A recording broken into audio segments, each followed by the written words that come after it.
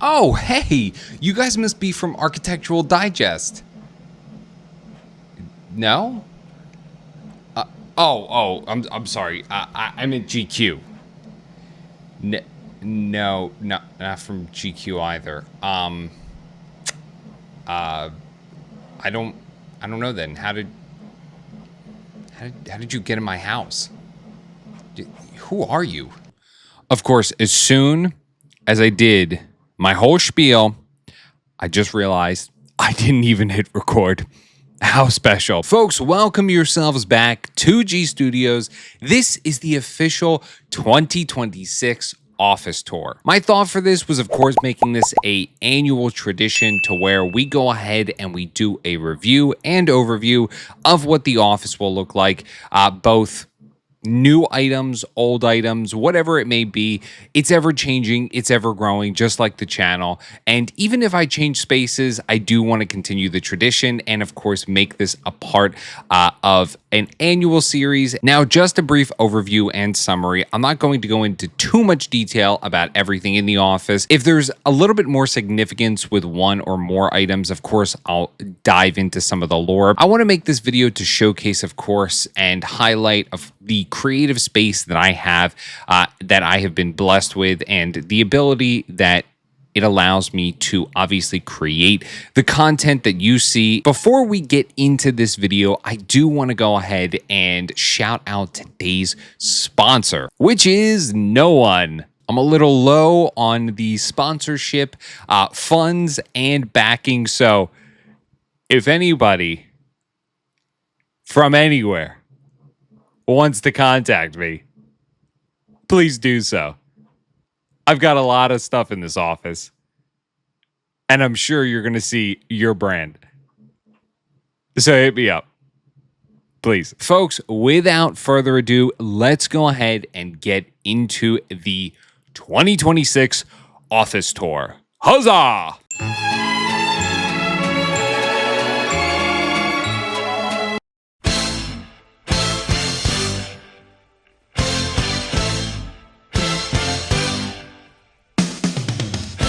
So let's start at the very front of the room. We have, as soon as you walk in, the Bambu Lab P1S. I love this thing. It's very easy to use. It's super convenient to have because it fits in almost absolutely any space. It is 100% a workhorse. I have this thing running time and time again, day in and day out. And it never fails me. So I love this thing. This was definitely worth the investment, worth the money. Moving to our wall, this is some of the art that I created for G Studios Home. That is, of course, a 3D printed bust of the Statue of David on a piece of canvas. This is just one of many Legos that we are going to go ahead and, of course, take a look at. This is the Lego Mona Lisa, one of the best superhero movies to ever grace the screens. That's going to be Avengers Endgame. I am a huge sucker for all things Frank Sinatra, so when I found this in an antique store, say that 5 times fast, of course I had to go ahead and pick it up. This was found at a local market. These are blueprints of Star Wars ships. I've got this one back here, and then I have, I believe, Boba Fett's starfighter back there. So that is, you know, hidden behind Darth. Continuing with the wall art, this is a wooden poster for Star Wars A New Hope. And above that, one of the very first pieces that I ever made, this is the Mythosaur, I believe, bust. On a piece of wood that I stained, and the only thing that kind of sticks out like a sore thumb is, of course, this is the way section, but eventually I will remake that as well. Our Beskar ingot keychain from the Lego Star Wars VIP group. Tucked away in the corner back here is a poster for The Amazing Spider-Man. Once again, a VIP exclusive poster. Up top above the window, we've got the Bada Bing sign. All Sopranos fans, leave a huge gabagool in the comments. And right next to it, I forget where I got this actually, but it is of course a play on Endor, and it is, you know, it says what it says. Forest Moon Park Endor Reserve. And a cute little oh, and then I have got this random abstract piece in the corner over here. So that's about it in terms of the wall art. Now let's go ahead and get into the desk setups. So this is the main side that I work on. This is my command center for my actual full-time job number one. That is the laptop that of course connects to the docking hub behind it. And then of course I've got my 2 monitors that was very thankfully given to me by the company. And this is where I do a lot of finger pressing. But of course the main setup where I get to absolutely have my fun creatively is on the other side of the office, directly next to the Bambu Lab that I already showcased. But this is the G Studios HQ Command Center. My MacBook Air, I believe from 2022, 2023, is my main creative hub and, you know, workhorse for everything. And that is actually what is connected to the LG monitor. It's a 32-inch curved monitor. Absolutely love this thing. More of a recent pickup and something that I was very happy and excited to go ahead and get my hands on at such a low price, which huge W for that. Then this HP monitor, which I don't know the exact model. This one is hooked up to my PC, and that is the Omen 30L by HP. It's a pre-built, and honestly, I've been getting into more and more into PC builds in general, so obviously I've upgraded this somewhat, but eventually I'm going to get rid of it, and I will have my own dedicated PC. Now, this screen is built for gaming, so anytime that I want to go ahead and obviously chill out, just have some fun, you know, video gaming and doing whatever. This screen was designed for gaming, so anytime that I go ahead and just want to chill, or of course just, you know, play some games rather than, you know, using or utilizing my Xbox, I just boot up this old bad boy over here, and that is the powerhouse for, of course, all my gaming and for all of my 3D printing stuff as well. Now, this is a little station that I created and 3D printed. It houses all of my SD cards, my micro SD cards, and of course this little adapter by Anker that I utilize to go ahead and actually put in the micro SD or the SDs into my PC or MacBook. The Mokin docking station, docking is another more recent pickup. This just allows me to have better output and input when I'm, you know, displaying from my MacBook to the screen. It also has multiple different ports, so it also allows me to go ahead and have my Stream Deck down here, which of course is off right now. However, I do have it set for multiple different applications, so it allows for a lot of convenience and ease of access. Next to the docking station, there is this tiny little box. This actually houses both my camera batteries and some slots for some SD cards for the camera, which is what I record almost, I would say, 90% of my content creation with. This is the Canon EOS Mark 50 Mark II, I believe. This thing has served me faithfully. I've never had any issues on it.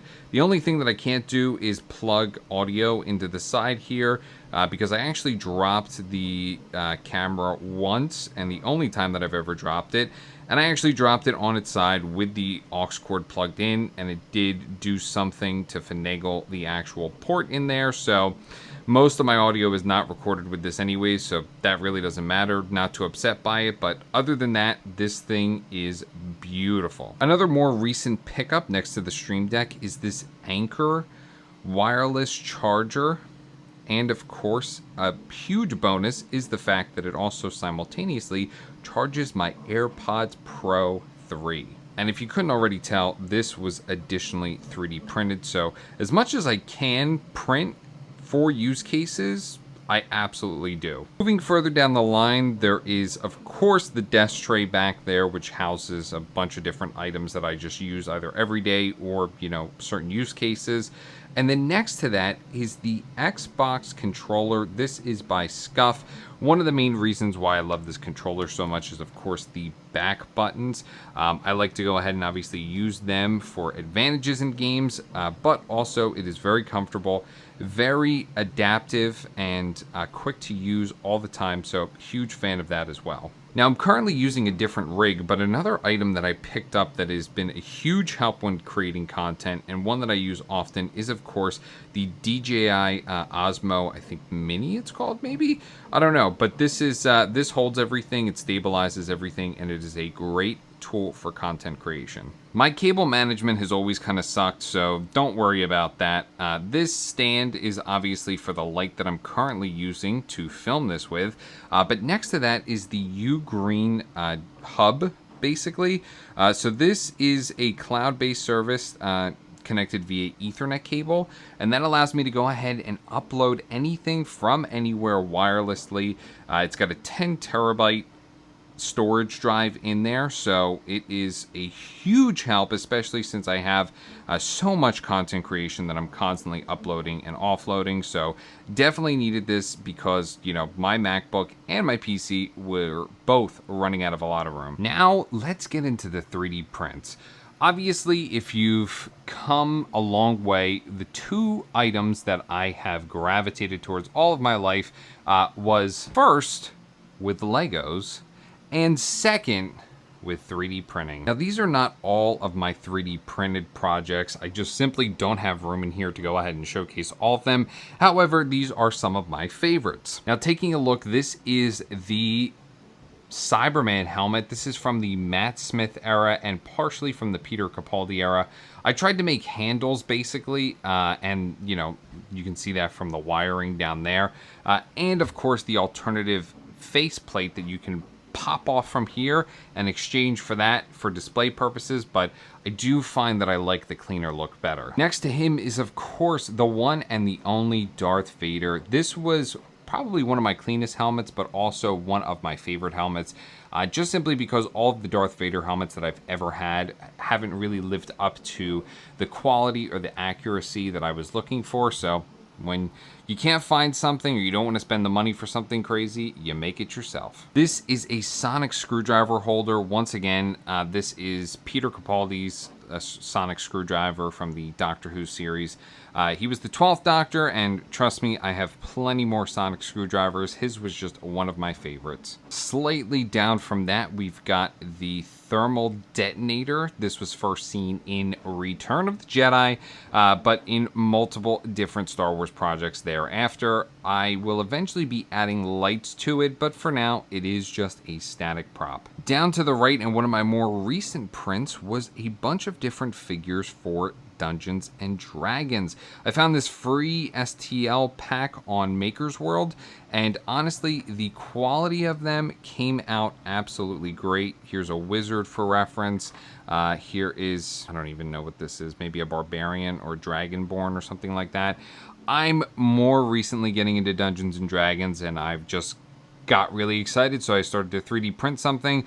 This was the first thing that I made, but there is plenty more to come. Just one shelf down, we will find the Mandalorian helmet, adorned, of course, next to the Lego Botanical Gardens set. But Mando was one of my first tries and takes, of course, at very high quality chrome look, and I'm very happy for the experience and the way that it turned out. Further to the left of that is, of course, going to be another Cyberman helmet. This one is from the David Tennant series. This is the Master Cyber Controller helmet. Another huge fan of this design and look, which is, of course, why I 3D printed it. Further down the shelf, we've got Captain Rex's helmet from the Clone Wars. One of my favorite characters, at least Star Wars characters of all time, the absolute best general, and this was another one that was both challenging with the design, but paid off because I took my time with it. To the right, sitting in its home, forever home. Well, maybe not forever home, but anyways, you know what I'm saying. This is the revised Boba Fett helmet. This is from the Book of Boba Fett series. I already have a Boba Fett helmet. It's the Black Series one, which is down there, tucked away in a corner. So when I wanted to go ahead and make one, I decided to make the almost reforged looking one, the cleaner version, and I think it turned out great. One of the last helmets that we are going to showcase is, of course, the Green Goblin helmet. This one, while it has many flaws, including, of course, the eye and some very noticeable seam lines, like right there, and I think there's one on the ear. This was my first attempt at a large-scale helmet, so I will forever be grateful for how it did turn out. I think the color looks great, but will I either repaint it or make it a little bit smaller to fit my head? Absolutely, but that project will come in the future. Small one that's nestled next to it is Doctor Strange's sling ring. This was another one that I tried to do a high quality gold on, and I ended up fumbling it, so I ended up just adding some wear and tear to it, but regardless, you know what it is, and I think it looks good. One of the biggest 3D printed items that I've made is the coasters. This is once again a part of the G Studios Home series. This sits on my desk, lives on my desk all the time, and obviously this is where I keep my beverages, and you know, Dr. Pepper doesn't sponsor me, but this is the best soda. Fight me. I've got additional coasters tucked away in the corner over there, and of course the flower pot, once again from the G Studios Home series. Another item that I 3D printed that has a great use case is this headphone stand. I actually want to go ahead and make another one for the other side of the desk for my work headset, but this is my gaming headset. This is an older one because I use a newer model with, of course, my actual Xbox, but this is wired, plugs directly into my PC, and still works great. Only reason why I don't use it is because I got a wireless one for the Xbox. Nestled on the floor next to the cabinet is, of course, my card box. This houses all of my PSA or graded cards. Underneath the desk is a large storage box, and you can see lying on top of it is my additional card box, and this is once again for just all my regular higher quality or rarer cards. On the bottom shelf, we've got a ton of trading card supplies. I've got top loaders, I've got stuff in there like you know, team bags to basically put the cards into, semi-rigid card holders, stacks and stacks of top loaders, so I can never run out and I can always use more. Nestled above the Boba Fett helmet from the Black Series, I won't go into much detail from it, but this is an entire selection and just different types of trading cards that I couldn't find in other storage places, and you can see peeking in the background, this was the lightsaber that I built when I went to do it in Disneyland in Florida. This is, of course, my light. Most of my camera equipment actually comes from SmallRig. They are a fantastic brand. Pretty reasonable on the pricing and newer model items, but this is my main light and what I utilize and use when I go ahead and create anything in this space or just in general. Nestled behind that, I've got a multitude of different styles of camera rigs and mounts, so that way I just have the capability of doing basically whatever I need to in any space. But this tall one here that I have, that is really the one that I use the most because it is the most interchangeable and I can, you know, it's pretty malleable with what I can do. One of our last 3D prints that is actually too big to showcase in the room is, of course, Soldier Boy's shield from The Boys. This shield was definitely my biggest 3D print to date. I think I had to split it up into maybe like 5 or 6 pieces, but this was back when you know, the Goliath Ender printer was working at maximum capacity and just at in its glory, so I was able to print far larger pieces than I ever could have expected on it, but that's how I got it done in only like 6 or 7 pieces. 6, 7.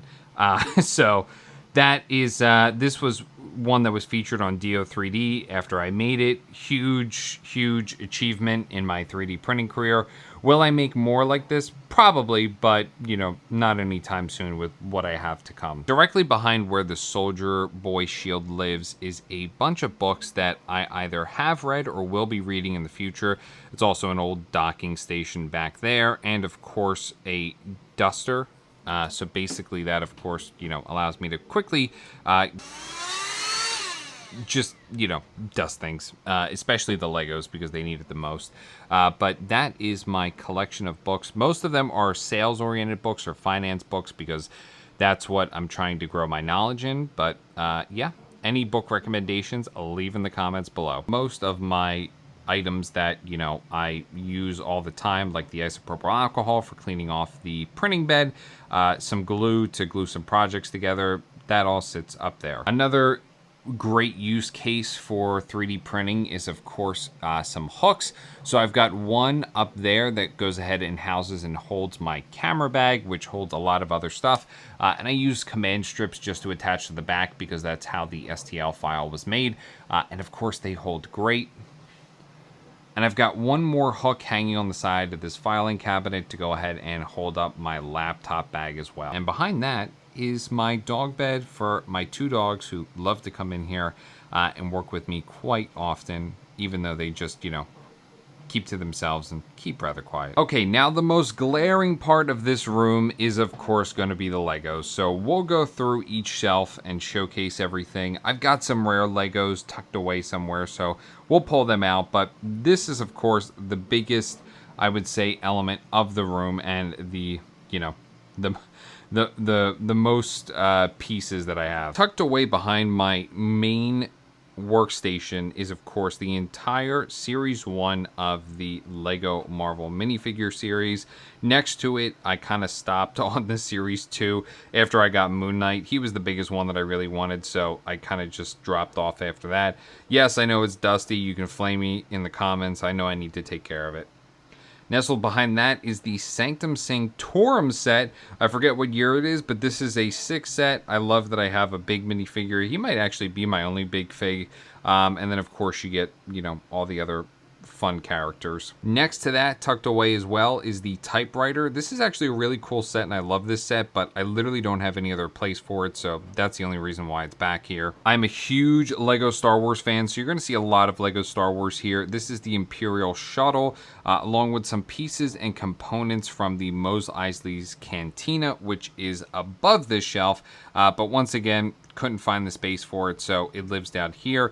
And then next to that is the Jabba's Sail Barge, the rather newer set.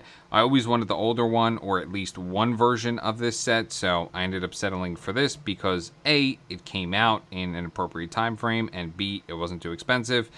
This is from the Doctor Strange set. Once again, don't have a spot for him, so he lives there. And next to that is the Aguro Spider-Man.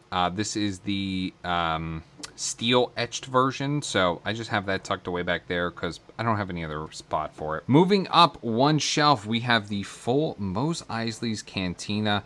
I tried to make it as, you know, diorama looking as possible, but, you know, with the limited space that I have, yeah, I gotta make work with what I can. And then 2 micro fighters. One is, of course, going to be of Han Solo, and the other of Captain Rex. I didn't want to obviously pay the exuberant amount to go ahead and get him in the Venator, the UCS, so this was my alternative. Directly next to that shelf is going to be a picture of my brother and me before we hit the Lego sets. And then, of course, one of my favorite sets is the X-Men Mansion. Would I have liked it to have been a bit bigger, and do I feel like the inside is crammed? A little bit, yeah, absolutely. But the selection of minifigures and just the absolute look of it in general is insane, and is probably on my top 10 list of sets that I have. And directly next to that is going to be the Into the Spider-Verse series. I have not collected the entire series. but I was really only itching for Pedro Pascal's Spider-Man 2099. I ended up getting 2 of them, so I kind of stopped there. Moving up one shelf, we have the Ahsoka ship from the Ahsoka series. Next to that, we've got the Mandalorian ship. We have Ahsoka, I forget the robot's name, and then of course we've got Mando, IG-88, 11, whatever. Carl Withers, and a Scout Trooper. Not many Legos to showcase on this shelf. We've got the James Bond car. Absolutely a huge fan of James Bond, so I needed to, of course, pick that up. The bonsai tree, you know, got to keep the Minecraft stuff tucked away. Some pictures of friends, my girlfriend, camera, all that kind of jazz. And then, of course, the Polaroid camera and lens. Moving to the very top of this shelf, we've got R2-D2, the UCS version. We have the Inquisitor ship from the Obi-Wan series, along with the Inquisitor and Obi-Wan. Moving up, we have Darth Vader's castle on Mustafar. Absolutely sick set. Love this set. And directly next to that, on the top, we've got the UCS Sanctum Sanctorum. I love this set. Obviously, better than its younger brother down there, but a beautifully visually looking set. Say that 5 times fast. And then directly next to that, we've got Mjolnir from the Infinity Saga. What did Paul Rudd call it? Kevin or something like that? I don't even know. Moving over to the shelf where the books are, directly above it is the original and first Indiana Jones set. I feel like I have probably some pieces and components missing from it, but I am ever so grateful to have this set because I, as a kid, was a huge fan of Indiana Jones, and of course, you know, begged my parents to get it. So whatever I wanted, I tried to get through pleading and begging. Some Star Wars minifigures are nestled and tucked away, and then of course we've got Evie on the side, and you know, a little room for some more Legos, but Evie on the side is, you know, where it lives right now. Sitting on the desk is another Botanical Gardens plant. Above that, we've got a 3D printed Halo Cortana chip along with the sign, and then of course we've got a little Hoth diorama. This is an older set, the Wombat and the Speeder, along with Han Solo, and then we've got the little scout droid. Next to that is, of course, going to be the AT-AT from Hoth. This is, I believe, a newer era set, along with the accoutrements that come with it. Above that is my more vintage and I guess rarer Lego sets. This one is an older version of Darth Maul's Sith Fighter. I think it was still in like the 2010s era, but this is, you know, a sick one to have. This one here is the 25th anniversary? I forget. Let's see. 20 years. 20 years of Lego Star Wars, the Pod Racer. Next to that are the real vintage ones. We've got Yoda and Count Dooku. We've got Luke Skywalker. And then this was a set that I had as a kid, but it's not the same one, actually.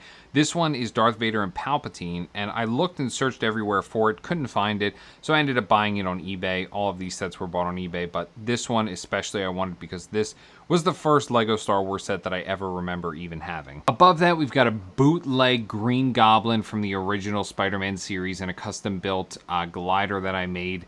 Behind that is one of the best monster sets and one of the original monster sets from the Studios series and era. This was one that I really wanted. I actually was a huge fan and wanted to collect the laboratory as well, but I was a little too expensive at the time, so I settled for this. Above over here is the diorama of Vader's chamber, along with Darth Vader's helmet and Mando's helmet. And of course, I got the new era Johnny Thunder as well. And above that, on the very tippy top, we have Luke's Land Speeder, the UCS version. We've got a mini Mando and Baby Grogu, and another initial and one of my first Star Wars sets was this Technic Darth Vader. This does not work at all, and I'm surprised it's even lasted this long in the position and, you know, just built. The hand doesn't work anymore, and I think all the rubber bands are also off on it too. And then behind that, we've got a Star Wars piggy bank. Moving over to the tower, which we have previously seen. This is obviously the latest set that has come out in Lego Spider-Man era, but it is from Spider-Man 3. I'm very excited to build this set, and I actually might make a video on it, so stay tuned for that. And below that are some promos I've gotten, polybags, some sets, and then that is where some interesting rare stuff is going to come in, which I'll show you as well. Above that is going to be the Batman Batcave Batmobile from the the movie in, I think, 2019. So huge fan that I have that. Directly above that is one of arguably the best Spider-Man sets. This is the bridge scene. Well, not from any specific movie, but the one that Lego made in tandem with Spider-Man. I picked up one Thor set before, I believe, the movie came out, and then the movie was so shit that now I regret it. But, we've got Thor, Jane, Gore, and then some Doctor Strange minifigures as well. And the piece de resistance on the very top is, of course, the Daily Bugle. This is a huge, huge set, and I am so happy that I have it because it is one of my favorite sets. I've got some Spider-Mans tucked away behind there. The taxis, of course, everybody's included in it. And then I also added Spider-Man from No Way Home, or I'm sorry, what was his first one? Homecoming? Yeah. And Vulture as well. Now, when taking a look at these two cases that were at the bottom, these are some of the rarer minifigs that I have. In the first box, we've got a Batman and the original Batman. I think I have the other gray one as well, along with the original Robin, a version of Superman. I don't think he's the OG one. Commissioner Gordon. Moving down, we've got Bane, we've got another Bane, we've got the original Two-Face, one of my favorite minifigures, the original Joker with the gun and the card. We've got Penguin, Mr. Freeze, we've got Starkiller, we've got the Scout Trooper. I'm missing his pants, gotta find him somewhere. Kit Fisto, the original General Grievous, Mace Windu, and the battle-scarred Darth Vader, along with some additional ones up here, including the OG Harry Potter and the OG Spider-Man. Taking a look at the next box, we've got a ton of Indiana Jones minifigures that I've just kept in here. We've got two Anubis guards from the Pharaoh's Quest series, along with the main Pharaoh. We've got Voldemort. We've got Professor Umbridge, right? We've got the Lego Max minifigure, throwback to when he was like the star of the show and the guy who everybody he was on the magazines and the covers of stuff. So very lucky to have him because there wasn't that many that was given out. We've got Davy Jones, huge fan, and grateful that I have that. Molaram, we've got the OG Indy, we've got Johnny Thunder. I wish I could get more Johnny Thunder sets. I actually ended up just like buying him at a convention, and the sets are a little egregious in terms of pricing.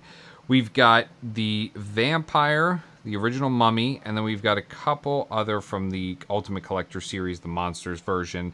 And then throwback to when, I forget what the game was called, but he was like a promotional figure that you could get. So he is also in the collection as well. Folks, thank you all so much for watching. I greatly appreciate you coming back and watching the new content that I am putting out as we continue the G Studios HQ rebrand. I am so unbelievably excited for what 2026 has in store, both for myself, for the channel, and for the community to, of course, grow and get bigger and larger than it already is. Like, comment, subscribe, do whatever you have to do in order to, of course, boost the channel. Leave in the comments down below items, interest niches, content that you would like to see, and of course, I will digest it like a fiend and go ahead and produce and pump out whatever you would like to see. Thanks again for watching, and as always, I will see you in the next video. Take care.